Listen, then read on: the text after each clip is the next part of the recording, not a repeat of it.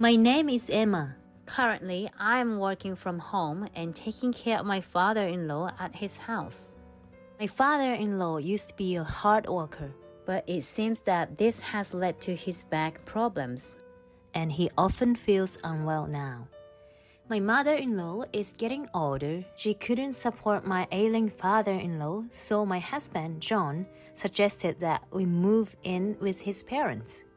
Their house is a spacious, one-story house which seems to have been around since my father-in-law's father's time.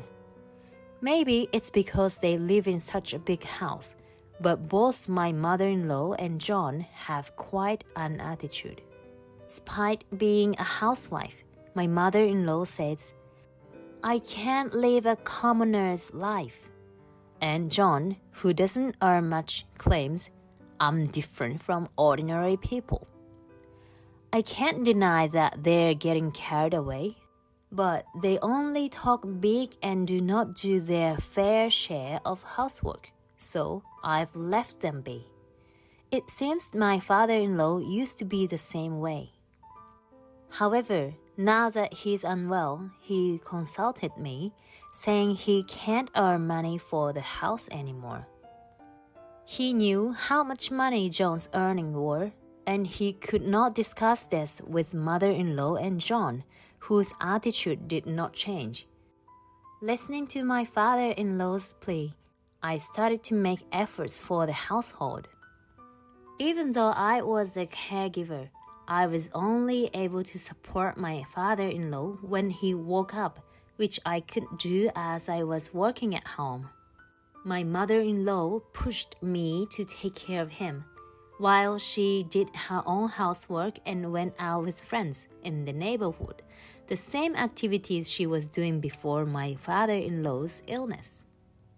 "I'm sorry, Emma. I wish I hadn't had these back problems." "Father-in-law, you've done nothing wrong. You've worked hard all your life, so please take a rest now." My father-in-law smiled at me with a look of relief after hearing my words. However, perhaps due to the toll of his previous hardships, his health deteriorated rapidly. Shockingly, when we had him checked at the hospital, they found cancer. Both my father-in-law and I were deeply shocked by the news. When my mother-in-law and John heard about the cancer, they were taken aback and expressed their concerns for him. How much time does he have left? How much will the treatment cost? Both my mother-in-law and John had many questions for him. It was surprising to me that they suddenly wanted to talk to him, considering they had not interacted much with him after his health declined. One day, when John was at work and my mother-in-law was out with neighbors, my father-in-law confided in me. They asked me about the time I have left and the cost of my treatment, because I'm sure they are thinking of the properties I will leave for them. How much of a legacy will I leave to those two? Those two will be thinking only of that and will try to flirt with me until I'm gone. Because of this, you might face difficulties, Emma. But remember, I'm on your side. Thank you for not abandoning our family. Just as my father-in-law had mentioned, John and my mother-in-law started to make snide remarks, perhaps finding it inconvenient that I spent so much time with him. At dinner, she asked John, "Have you ever wondered why she's always here, not doing housework or anything?"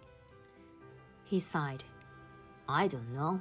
Emma quit her job without telling me and just lounges around at home. It's so frustrating. Maybe she came to this house with an eye on Dad." Since I carried my father-in-law's meals to his room, only John, my mother-in-law, and I dined in the living room. In a setting where no one defended me, the two of them continually berated me. I tried to defend myself. I do work, you know." What are you talking about? You haven't stepped outside since you came here. Stop lying. You haven't earned a single cent. Do you know why we can live this good life? It's because John works outside. You just laze around at home all day. Both of them criticized me without even knowing what I was actually doing at home. Thinking that I would just get more complaints if I continued eating with them, I tried to bring the meal to my father-in-law's room. However, my mother-in-law snatched the tray from my hands. There's no way I'm letting a gold digger like you serve food to my husband. I'll take it. I had been preparing meals considering my father-in-law's request and nutrition, but my mother-in-law never complained during the cooking process. She only wanted to be the one to deliver the finished meal. Her cunning and blatant tactics left me disillusioned. Not wanting to cause trouble for my father-in-law, I simply told her, "Please go ahead," and let her serve the meal. My mother-in-law and John tried to keep me away from my father-in-law. Even when he was hospitalized, they wouldn't allow me to visit him. However, I was still in touch with my father-in-law via my smartphone. I suspect that my mother-in-law and John, fearing that I might inherit some of the estate for taking care of my father-in-law, were feeding him lies about me. Though they were the ones keeping me away, I heard they were claiming I refused to take care of my father-in-law. It seems my father-in-law was just nodding along and ignoring their tales. I nearly burst into laughter when I received messages like, "They're saying you ran away with the household money," and they're discussing the possibility of divorce in front of me. John has not brought up divorce to me, and for some reason, neither of them has tried to kick me out of the house. Perhaps they want to keep an eye on me. Since my father-in-law and I were close, if they kicked me out, they would lose control over my actions and probably suspected I would visit him in the hospital.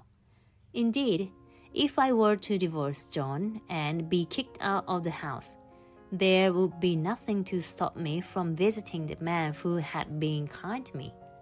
It made me realize that John and my mother-in-law really knew me well. And so, even as I faced harsh words from my mother-in-law and John, I worked from home and kept in touch with my father-in-law. However, 6 months later, my father-in-law passed away. While preparing for the funeral, I had to put my grief aside and get to work. Neither my mother-in-law nor John were particularly active during the funeral preparations, so I proceeded with the funeral as my father-in-law had asked me to when he was alive. The incident happened 1 week after the funeral. While working on my computer at home, my mother-in-law and John suddenly entered the room I was using. It was unusual for them to barge into my room like that, so I quickly saved my daughter and turned off my computer. "What's going on? Don't you understand what you've done?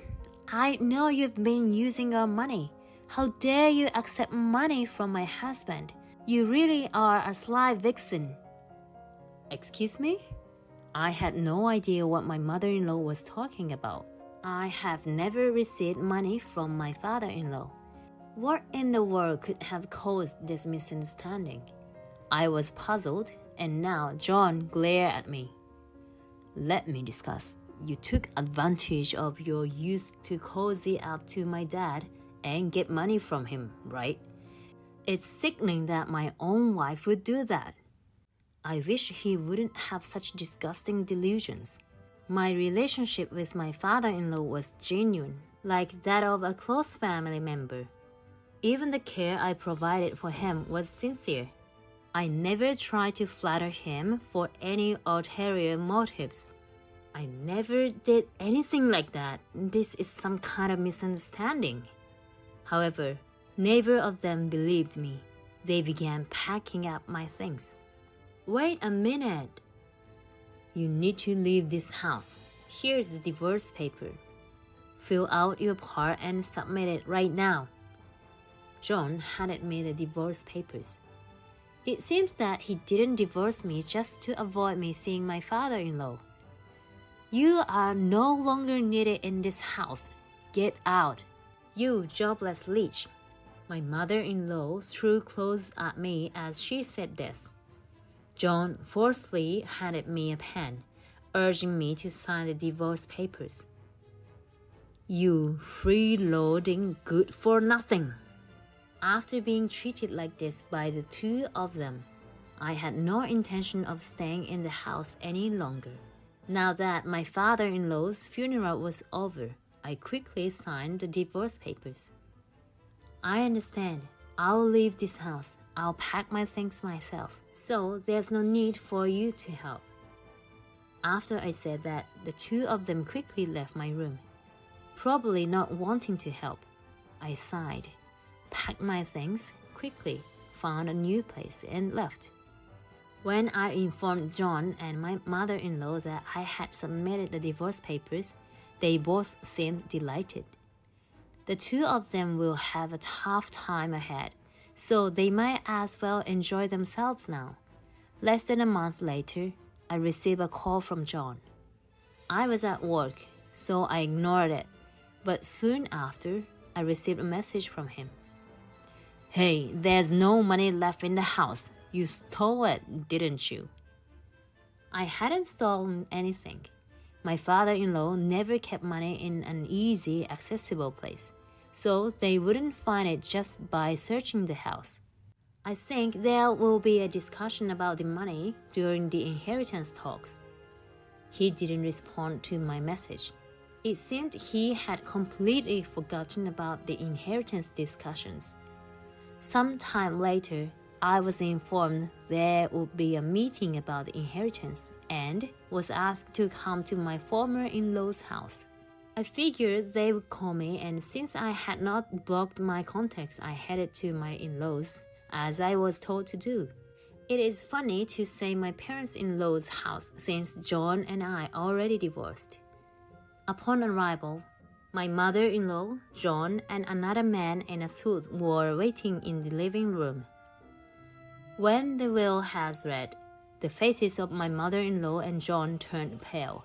Most of my father-in-law's inheritance went to me. The house was left to my mother-in-law. The remaining money went to John.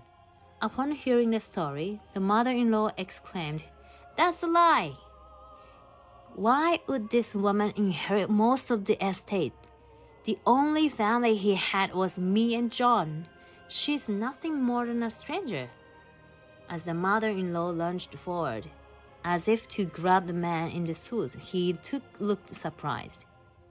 "What did you tell my father? It's absurd that most of the inheritance would go to you." I had decided that after this, I would cut ties with the mother-in-law and John. However, there was something I was curious about and wanted to ask. By the way, why did you think I was receiving money from my father-in-law? Don't change the subject.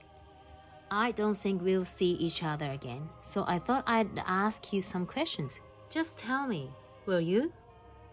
My father mentioned it right before he passed away. He said, "Emma, money every month." His words were slurred, but he definitely said it. "So you borrowed money from him every month, didn't you?" "It's the other way around." "What?" I finally understood why the mother-in-law and John had mistakenly thought I was borrowing money from my father-in-law. Instead of my father-in-law giving me money every month, I was the one giving him money, around $5,500 for living expenses. Wasn't he saying that I was giving him $5,500 every month? He was apologizing for having me pay him every month. What? $5,500 every month? Why were you paying living expenses? Because even after my father-in-law became unable to work, neither you nor the mother-in-law contributed any money to the household. I felt guilty living in a family home without contributing financially. But $5,500? The expenses for the large house and your mother's social expenses. You both try to live a luxurious life without earning any money. That's why the amount I pay monthly keeps increasing. But I did enjoy indulging in some luxuries like good food, so I stayed silent about it. The reason I never said anything to my mother-in-law and John before was because my father-in-law was on my side and I was content with the good life we had. I also didn't expect to receive most of the inheritance from my father-in-law, so I was genuinely surprised. If the majority of the inheritance doesn't go to my mother-in-law and John, they probably won't be able to afford the maintenance of the house or their living expenses. How can you afford to pay $5,500 every month? Weren't you unemployed? I told you I wasn't employed. I've been working from home. Didn't we discuss this before I moved into your family's home? Did we? It seems John had completely forgotten our conversation. I sighed in exasperation. The fact that John didn't remember means he probably never told the mother-in-law. That's probably why both of them thought I was employed. If I hadn't been working, I would have been idling away my time in the house, especially after my father-in-law was hospitalized. I'm not so shameless to live off someone else without doing anything. In that case, let's get back together. Excuse me? I tilted my head in confusion. The reason I wanted a divorce was that I thought you were unemployed. You heard about the divorce from me and, thinking I'd given up on you, must have been devastated and signed the divorce papers. If you aren't unemployed, then I don't see a reason to divorce anymore. What are you talking about? You still love me, right? You must have been devastated about the idea of divorcing me. Since I'm offering to cancel the divorce, you should come back home. Don't mess with me. Why should I have to take care of you both? Your father was kind to me, so I stayed in this house to repay his kindness. But when it comes to you and your mother, there's no love and affection left. Always making fun of me and being sarcastic. How am I supposed to keep paying for people like that? Wait, you don't love me anymore? Of course I don't. Any affection I had is long gone. John looked more shocked than I had ever seen him. He must have genuinely believed I didn't despise him, even after he constantly teamed up with his mother to berate me. If he thinks that won't make me dislike him, he is mistaken. I let out a heavy sigh. The mother-in-law, on the other hand, looked utterly dejected as a man in a suit explained to her the evident fact that no money was coming their way. You and your mother will have to fend for yourselves from now on. I'm not going to pay for you two anymore. And just to let you know, with your monthly salary of $2,000, you won't be able to maintain your current lifestyle. What? I'd never considered renouncing my claim to the inheritance for John and his mother's sake. I'm not that naive. I cut ties with them and headed home. I didn't intend to have any more dealing with John and his mother, so I blocked their contacts and even got a new phone. And since we've divorced, neither of them knew my new address. Some time passed, and I heard that John and his mother had visited my parents' home. I was surprised because I never expected them to confront my family living so far away. From what my mother told me, John and his mother seemed to think I was living at my parents' house. They shouted, "Bring Emma out now! Even if we divorce, Emma is still my wife. All my wife's money is mine. I'll never forgive Emma for running away with what's mine." If you are hiding her, we won't spare even her parents." It seemed that outside my family home, John, along with his mother, was yelling such threats. My parents, out of fear, didn't open the door and immediately called the police. Shockingly, John and his mother apparently injured a responding police officer and were taken into custody before they could harm my parents. Upon asking more about the duo, it appears they had sold the spacious house they had always lived in and began residing in a run-down apartment. Yet, unable to adapt a lower standard of living and facing a lack of funds daily, Dave stopped stealing beef from a nearby supermarket.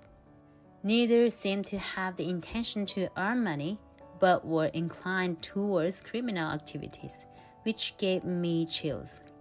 It seems they are currently in jail. I'll be bothered if they became fixated on me once they've released, so I informed those around me about the two, ensuring that no information about me would leak. My parents told me that they are leaving the family home, where they now live in, starting a rural lifestyle and they have been thinking about for some time, so they will no longer be assaulted by the duo again.